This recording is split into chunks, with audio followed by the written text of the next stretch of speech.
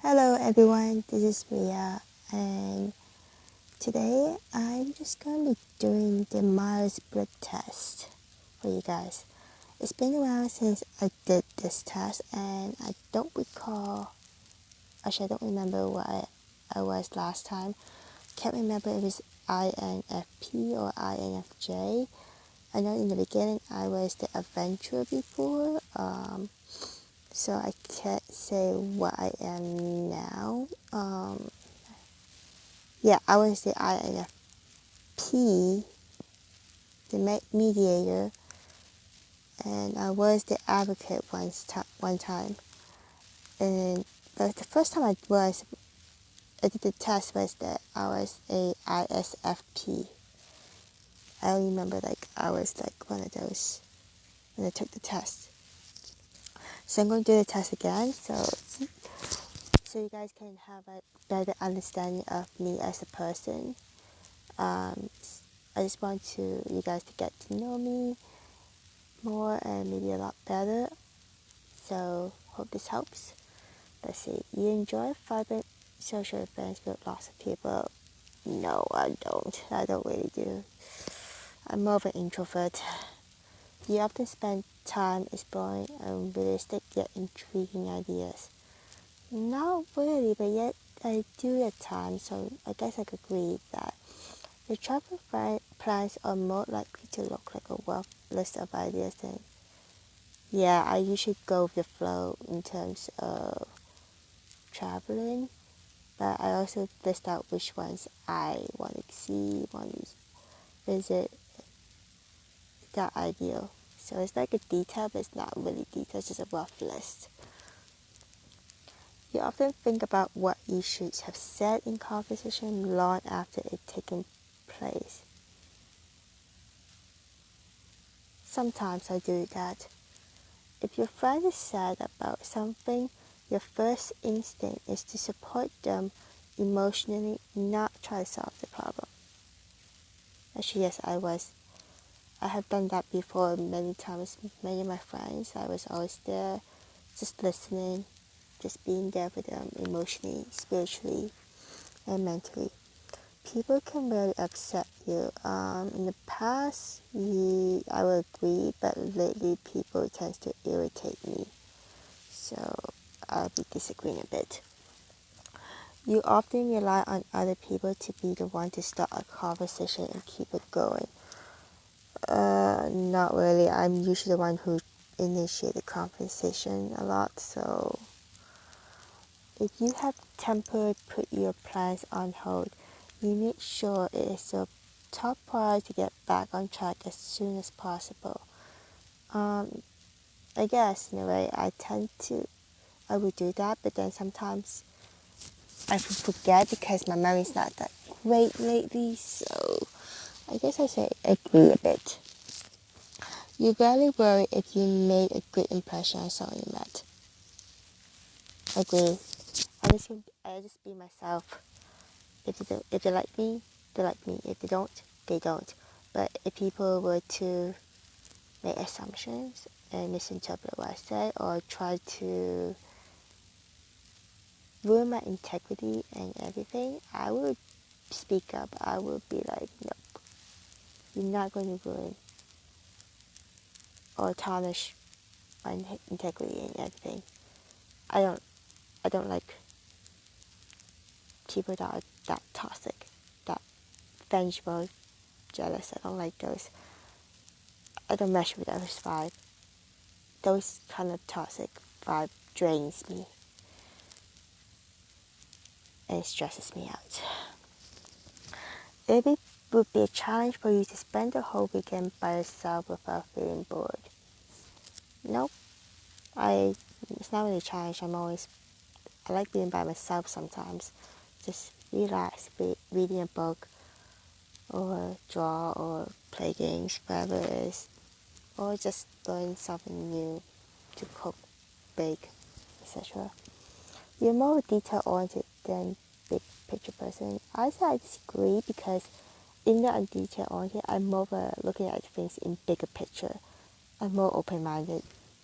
You're very affectionate with people you care about. Agree. You have a careful, methodical approach to life. Some agree. You're still bothered by mistakes. Yeah, sometimes I do. But those mistakes, I use it to help improve myself as a person, because that is why I was born in this world. To improve myself as a person, and whether I make mistake or something bad can happen to my life, good or bad, either way, I use it as experience to improve myself. At parties and similar events, you can mostly be found farther away from actions. Agree.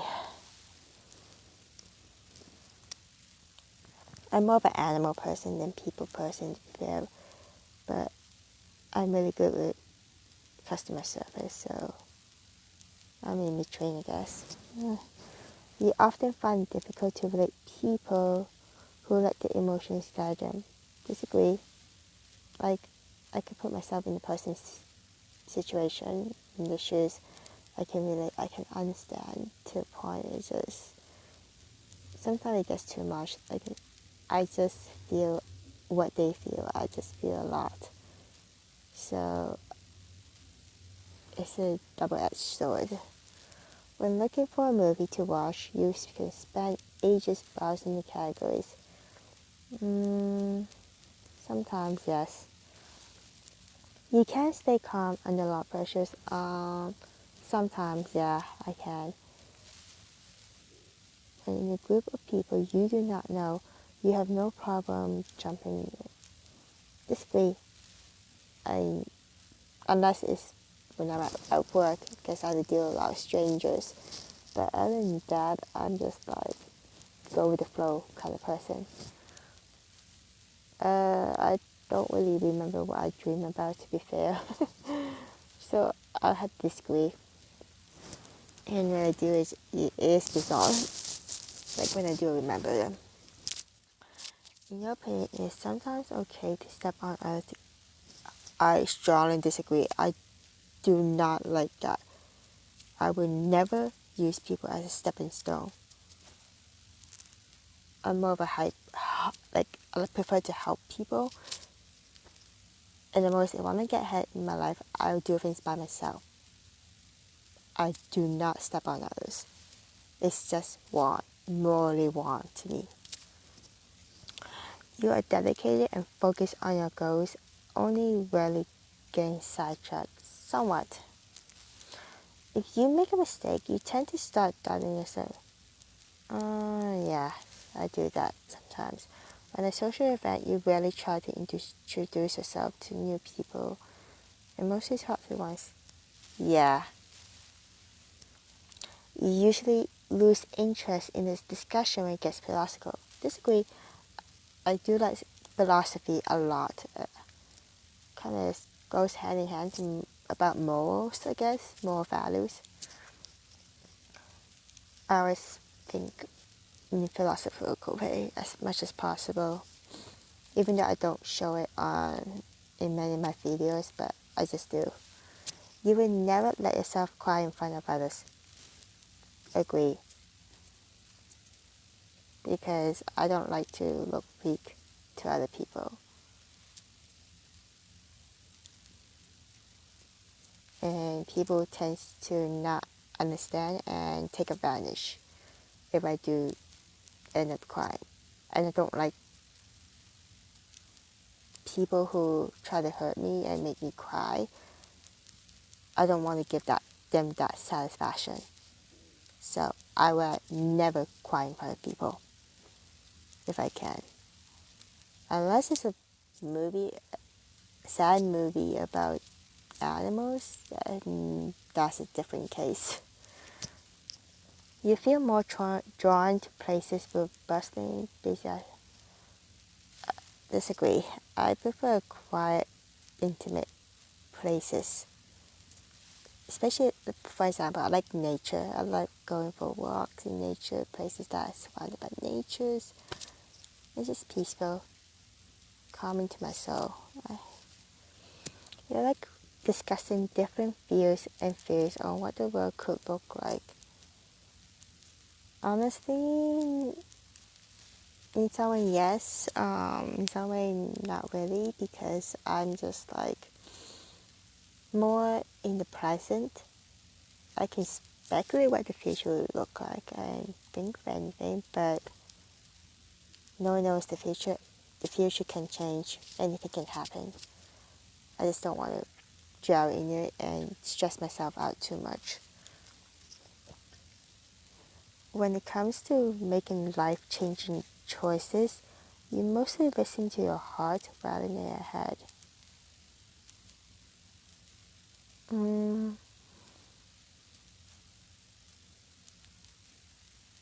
yeah, sometimes I do because I'm not sure it's really the heart, but it's more like a gut feeling. Like in terms of life-changing choices, I just feel like my gut feeling is like this is the right thing to do. And sometimes I do listen to my head more, think more, like the pros and cons. So I'm like in between, but I'm more like follow my gut instinct because of my experience. So that's why. You cannot imagine yourself dedicating your life to the study of something that you cannot see, touch, or experience. Uh,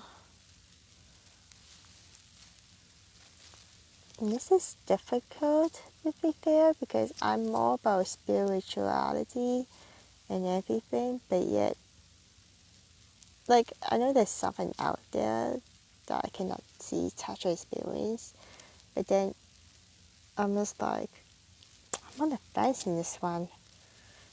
I can't really disagree, agree. I had to put in the middle.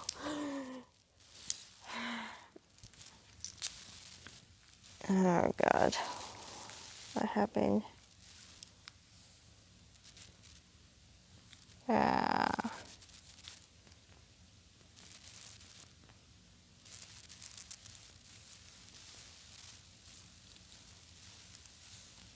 Sorry, my phone just like blanked out on me. Do apologize. Uh, you should prefer to get revenge rather than forgive. I disagree. I don't have time or energy to think of revenge. Like, I probably will not forget what they did, but I will forgive them.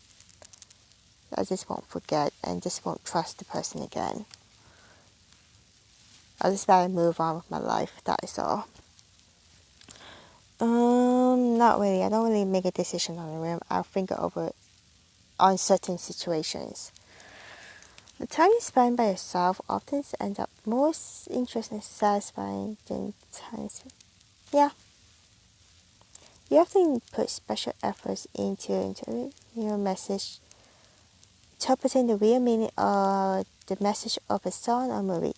Yeah, like especially with a song, I would look at the lyrics and try to interpret what it means. I always go for songs that kind of grasp me in terms of the lyrics. Somewhat, but not really. You really rarely think back on the choices you made and wonder what you could have done. Yeah, I don't really think back. I My life motto is that I'd rather do something I won't regret. And I have to make sure and think it over that what I do next, I will not regret it. Because life is too short and I don't want it to be filled with regrets.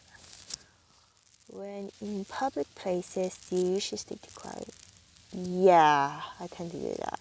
You tend to focus on present reality. So, yeah. Disagree. I told you before, I feel what the person is feeling. I can understand, put myself in their shoes. It's why I think you kind of know this in many of my videos. I kind of put myself in the person's shoes and kind of understand, which is why in a way, I'm looking at a different perspective. When starting to work on a project, you prefer to make as many decisions upfront as possible. Yeah, somewhat it's easier that way. When you know someone thinks highly of you, you also want to holler. Yeah, sometimes I do think that. Because, I doubt myself a lot as well. Like, I know my flaws, I'm aware of my flaws. So, you feel comfortable just walking up to someone you find interesting? Not really. You often drift away into daydreaming about various ideas scenario. No. Look after yourself first and not the second. I strongly disagree. I always look up. Seems to put other people first before myself, but at the moment I'm doing my best to put myself first in terms of my health. So it's a work in progress for me to put myself first. So I have to disagree in this part.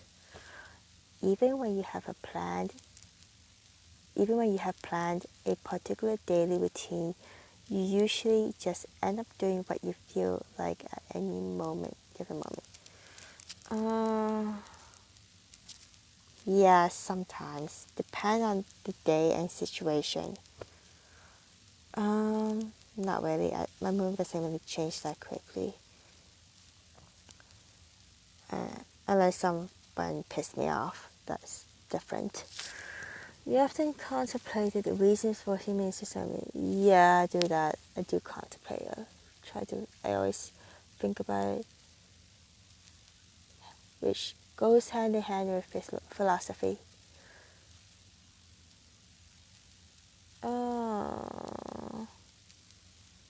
A bit, but I usually keep it to myself, to be fair, because not many people can understand.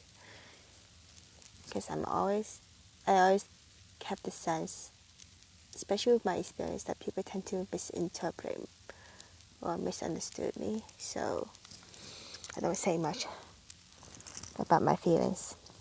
Especially I had people in the past dismiss how I feel a lot, so I just don't say anything and just keep it to myself, which is not good because I brought it up to the point I explode.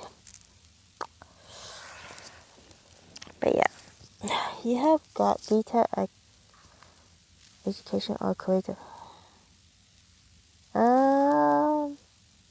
Not really at the moment. Yeah, I don't really dwell on my regrets because I try my best to take action that I won't regret. Spend time in dynamic atmosphere with lots of people. Yeah, I do. Like, especially when people are toxic or negative, I tend to get drained.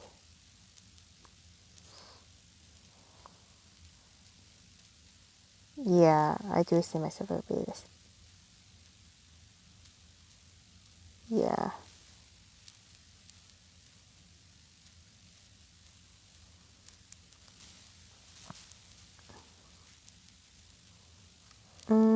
Not really. Like, I am over emotional, but I think things blue like in terms of my emotions before I take any action. So in a way, I do control my emotions more than an emotion controlling me. Nope. Relaxation is what I need. You frequently find yourself wondering how to manage your plans. Sometimes, but not really. You always consider how your action may. Yeah, I always consider how my action might affect others before doing something. Hence why I said that I overthink and overfeel a lot, so I can't help it. You still honor the commitments you may have made even if you have changed parts. Yeah. I have to disagree because I feel insecure a lot, even though I don't show it on my videos, but I do. Oh, okay. INFJ. Advocate. Interesting.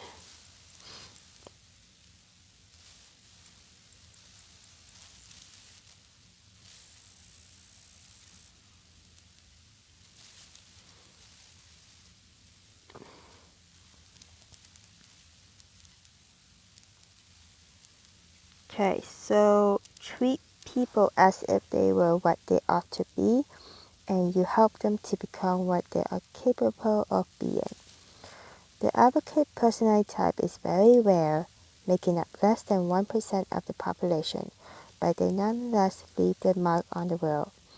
Advocates have an inborn sense of idealism and morality, but what sets them apart is that they are not idle dreamers.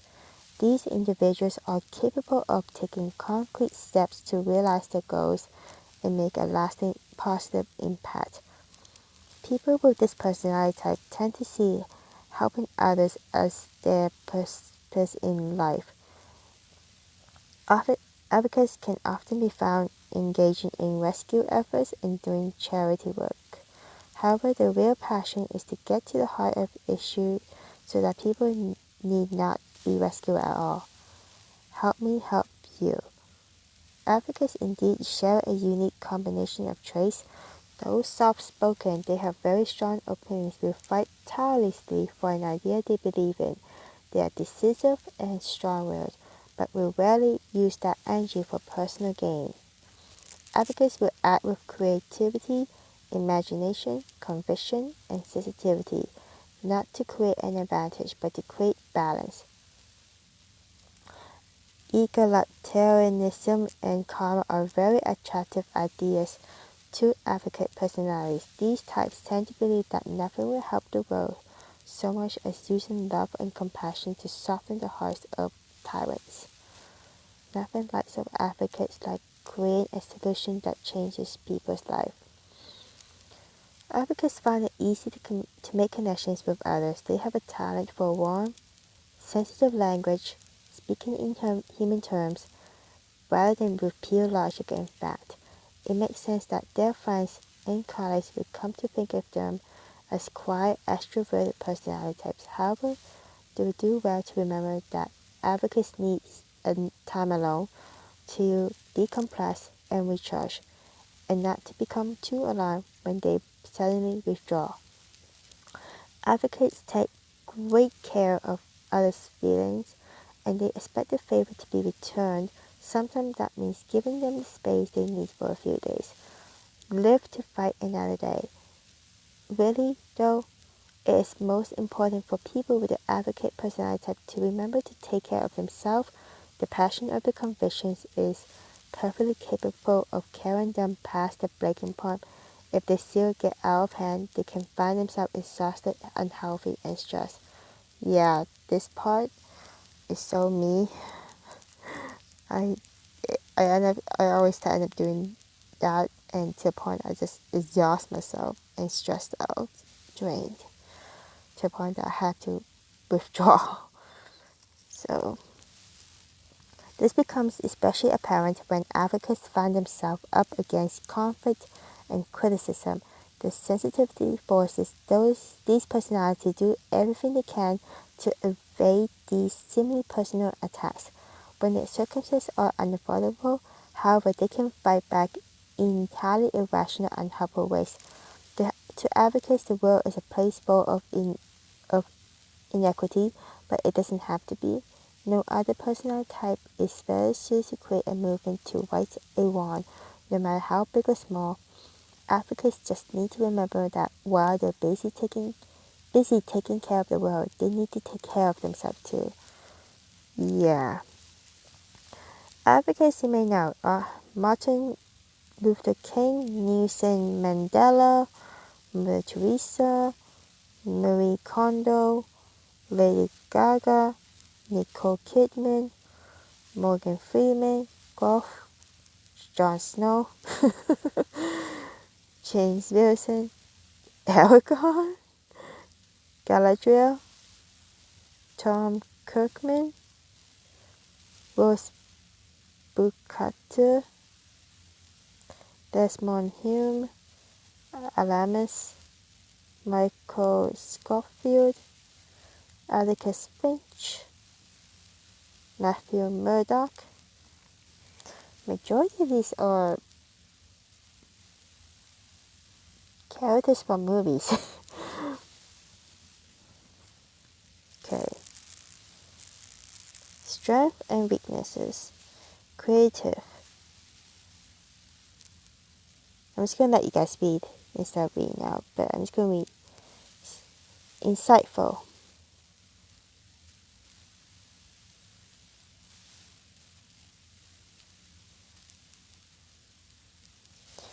Inspiring and convincing.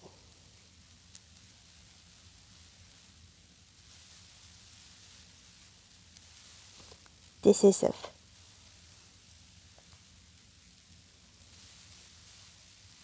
Determined and passionate.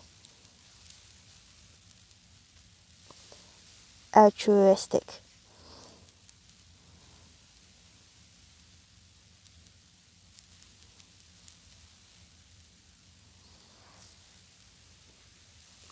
Weaknesses. Sensitive. Yep. Like, I'm not really extremely sensitive. I can handle criticism, but I am sensitive in some ways. Extremely private. Perfectionistic. Not really in that part because I don't believe anyone's perfect. I don't believe there's such a thing called perfection or perfect because no one's perfect. Because we are flawed and we make mistakes, so I am flawed. I make mistakes. So I don't really believe in the whole perfection or perfect or the idea of perfectionist. Always need to have a cause.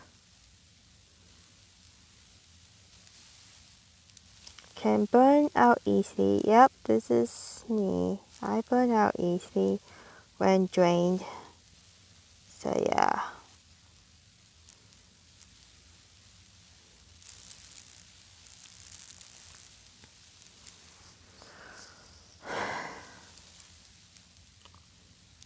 When it comes to a romantic relationship, advocates take the process of finding a partner seriously, not one for casual encounters.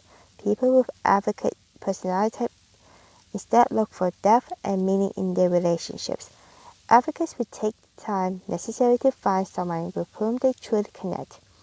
Once they found that person, their relationship will reach a level of depth and sincerity of which most people can only dream.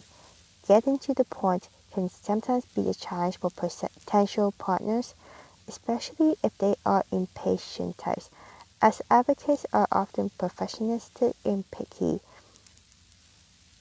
Not really perfectionistic for me. No, I'm not.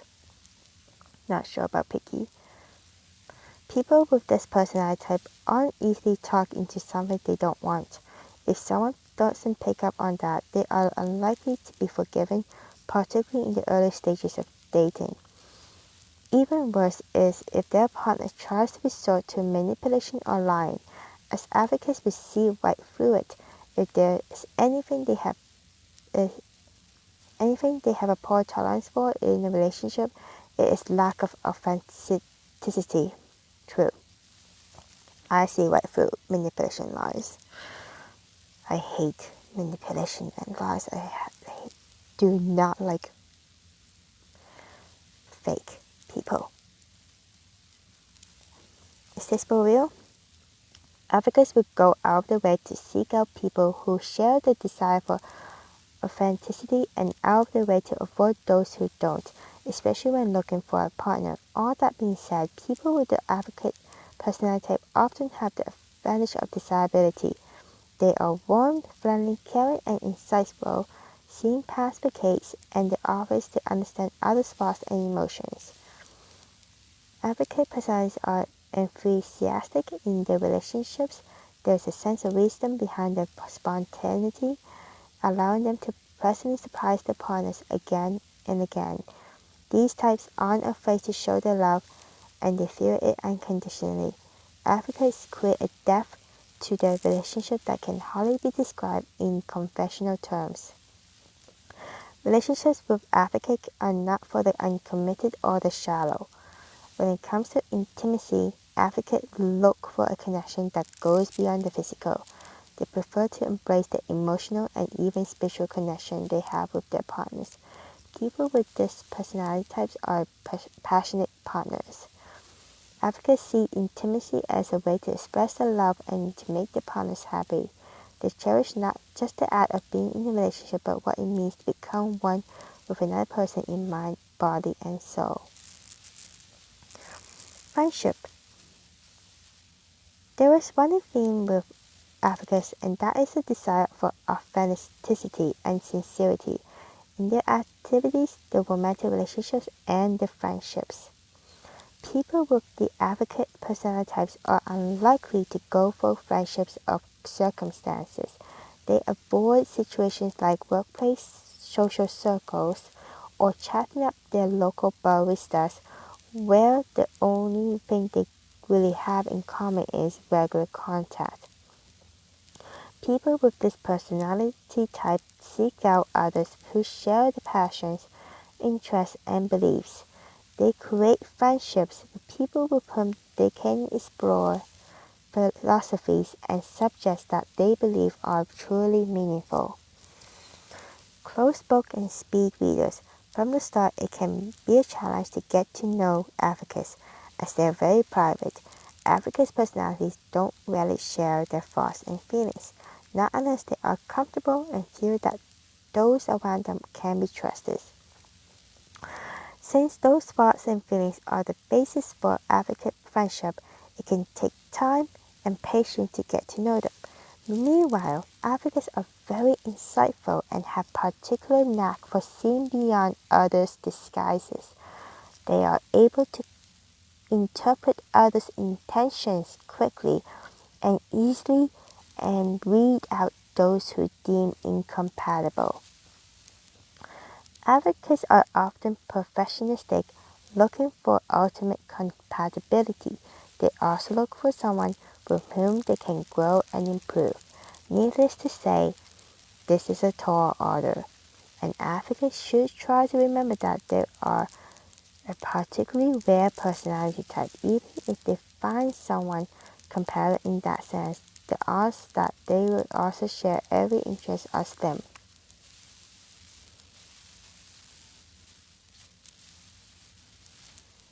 Advocates must learn to meet others halfway and recognize that the kind of self-improvement and depth they demand is simply exhausting for many types.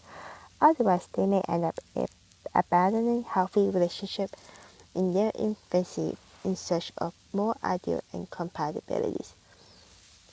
In terms of this is not really me because I cherish all the bonds, all the friendship I made, unless the person made me feel like they are using me, taking advantage of my kindness, trying to manipulate me, and being passive aggressive towards me.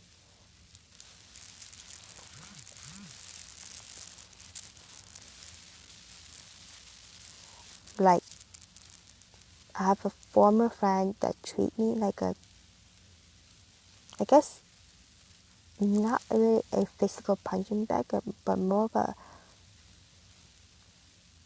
like a passive aggressive towards me. Like, I feel like a punching bag in terms of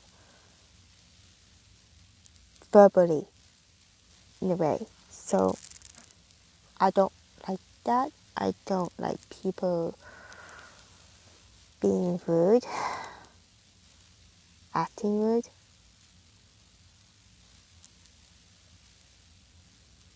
So, in a way, I will be there for my friends,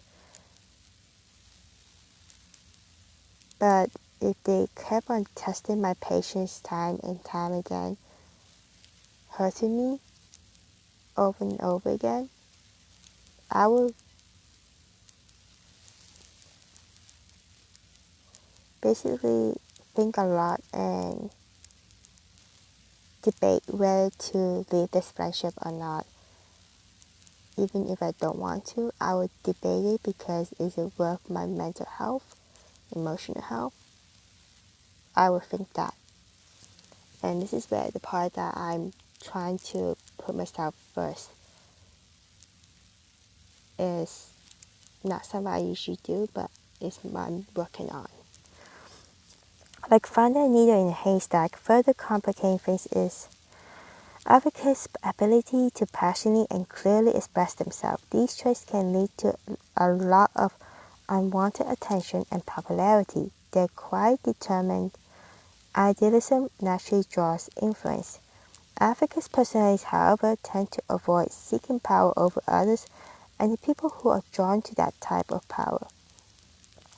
Advocates will find themselves more sought after than they ever care to be. This makes it more difficult for them to find someone with whom they truly have an affinity. Really, the only way to be counted among advocates' true friends is to be authentic and to have that authenticity naturally reflect their own. Once a common thread is found, though, people with the advocate personality make loyal and supportive companions. People with this personality type encourage growth and life-enriching experience with warmth, excitement, and care. Additionally, as trust grows, advocates will share more of what lies beneath the surface. If those ideas and motives are mutual, it's the sort of friendship that will transcend time and distance, lasting a lifetime. Advocates don't require a great deal of day-to-day attention. For them, quality trumps quantity every time. Over the years, they will likely end up with just a few true friendships built on a richness of mutual understanding that forges an enduring link between them. I'm going to skip the parenting hood because I'm not a parent, so. For those who are curious, just go to System Personalities and take the test of which one you end up being.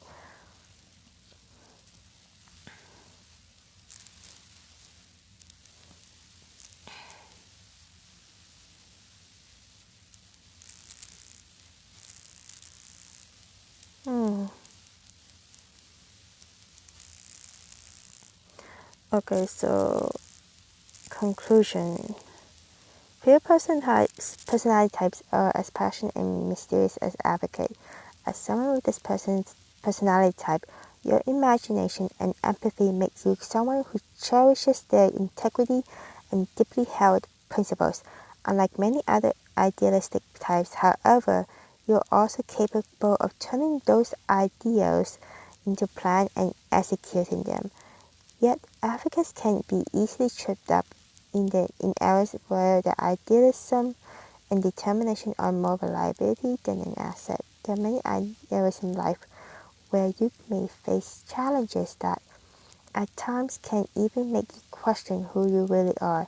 Anything from navigating interpersonal conflicts, confronting unpleasant facts, pursuing self-realization, or finding a career path that aligns well with your inner core can cause internal frustration. What you have read so far is just an introduction and less than 5% of what we can tell you about the advocate personality type. You may have muttered to yourself, wow, this is so accurate, it's creepy, or they know more about me than people I'm closest to. You may even be a little uncomfortable because you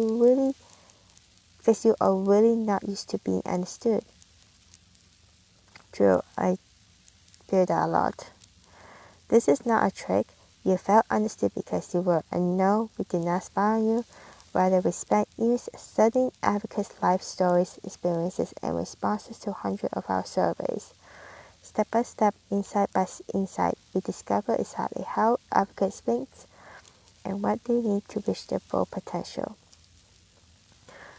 This is how we know that many of the challenges you face and will face in the future have been overcome by other advocates. You're not alone in this. You simply need to learn from the mistakes and successes of others. But in order to do that, you need a roadmap that fits your needs. Life is too short to stumble up around grasping at scattered and contradictory advice that may work for 95% of the population, but not you. We now need to go much deeper into the advocate's mind and answer why, how, and what if. Okay, are you ready to learn why, as an advocate, you act in the way you do? What motivates and inspires you? What are you afraid of? What you secretly dream about? How can you unlock your true exceptional potential while also staying true to who you are? Our academy price a roadmap that was okay. So yeah, this is my personality type. I do hope that it clarifies things and help you understand me a bit more, get to know me a bit more. And yeah, I'll see you guys next time. Take care, stay safe. I'll put the link of the website if you're interested in taking the test down in the description box below. And I'll see you guys next time. Bye.